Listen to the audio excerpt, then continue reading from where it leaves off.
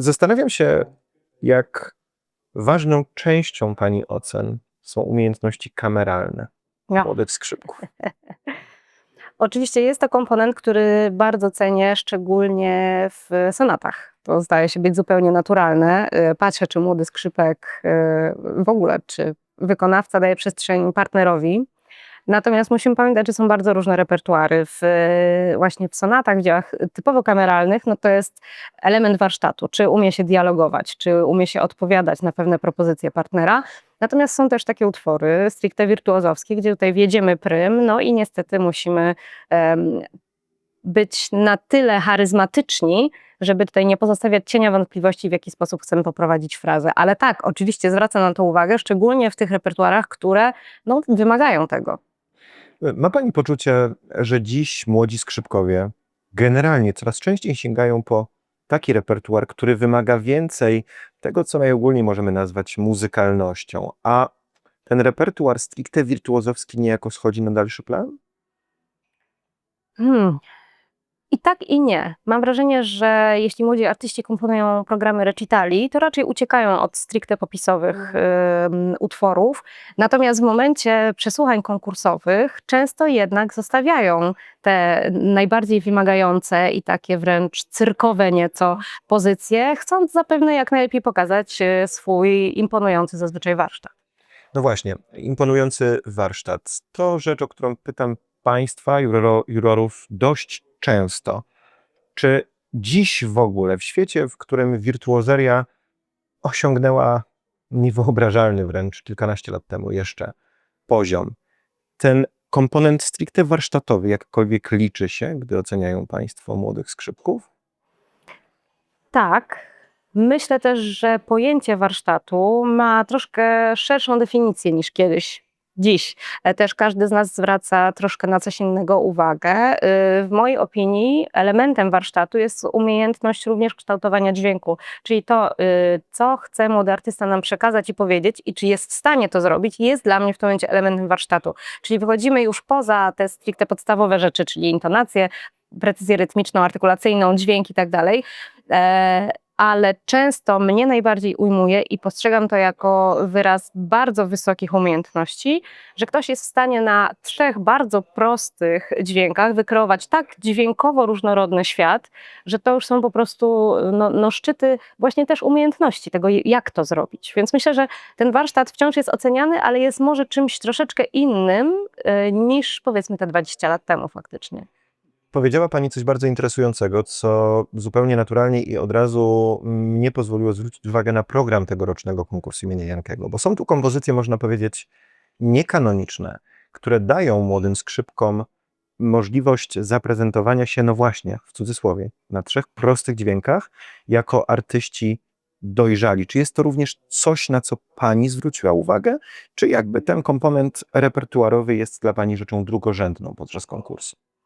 Ja mam świadomość, że ci młodzi muzycy, często będący w natłoku różnych innych zobowiązań i konkursowych, i studenckich, i repertuarowych, zdarza się, że komponują na przykład te recitale, które można wykonać w drugim etapie konkursu Jankego, nie do końca tak jakby sobie wymarzyli, a raczej wybierają ze swojej teki, tak to nazwijmy, te pozycje, które pozwolą im się najlepiej zaprezentować. Ale mieliśmy kilka takich recitali, gdzie faktycznie ten dobór repertuaru, dramaturgia całego występu zbudowana między innymi poprzez to, że w środku znalazła się mała, delikatna, niezwykle poetycka miniatura, nadaje zupełnie inny wymiar temu występowi, bo słuchamy faktycznie jak recitalu, a nie jak przesłuchania konkursowego.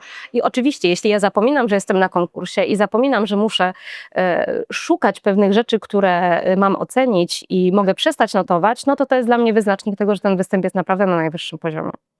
Zastanawiam się jeszcze nad jedną rzeczą. To już pytanie o stricte pani jurorską perspektywę. Zdarzają się wątpliwości, gdy stawia pani punkty? Zawsze. Zawsze się zdarzają, to jest bardzo duża odpowiedzialność. I też zawsze trzeba zważyć w sobie, co dla mnie jako muzyka, jako pedagoga, jako jurora jest najważniejsze. a co muszę obiektywnie docenić, nawet jeśli nie do końca się z tym zgadzam, bo sztuka, jak wiadomo, jest rzeczą bardzo indywidualną, interpretacja pewnych rzeczy jest rzeczą bardzo indywidualną i trzeba troszkę schować swoje niektóre upodobania czy poglądy estetyczno-stylistyczno-dźwiękowo-narracyjne, żeby po prostu obiektywnie ocenić, czy to było dobre, czy nie.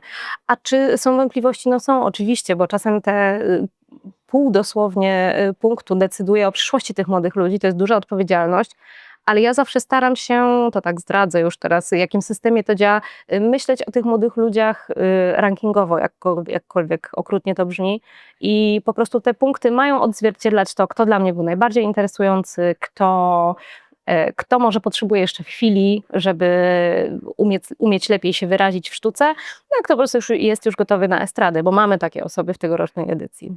Czasami z perspektywy czasu, gdy upłynie kilka godzin, kilka dni, zdarza się, że mówiąc kolokwialnie, pluje sobie pani w brodę?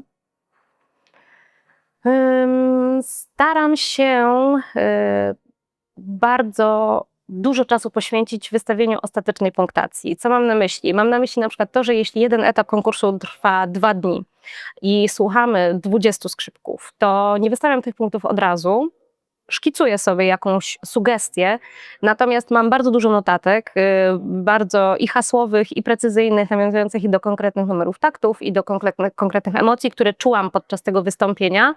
I na sam koniec staram się właśnie tych młodych ludzi jakoś umiejscowić względem siebie, ale też przeczytać raz jeszcze wszystkie te naprawdę obfite notatki i spróbować być jak najbardziej obiektywną w tym, bo wiadomo, że jeśli słyszę pierwszą osobę czy drugą, to jestem jeszcze pozbawiona kontekstu.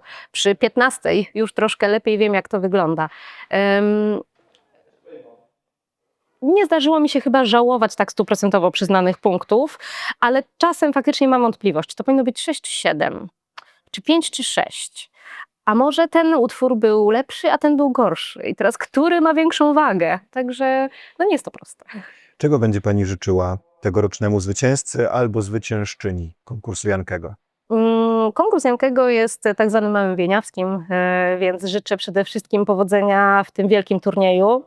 Natomiast przede wszystkim życzę, żeby te turnieje, te konkursy nie były celem, tylko były drogą, którą oni będą mogli dotrzeć do swojego własnego celu.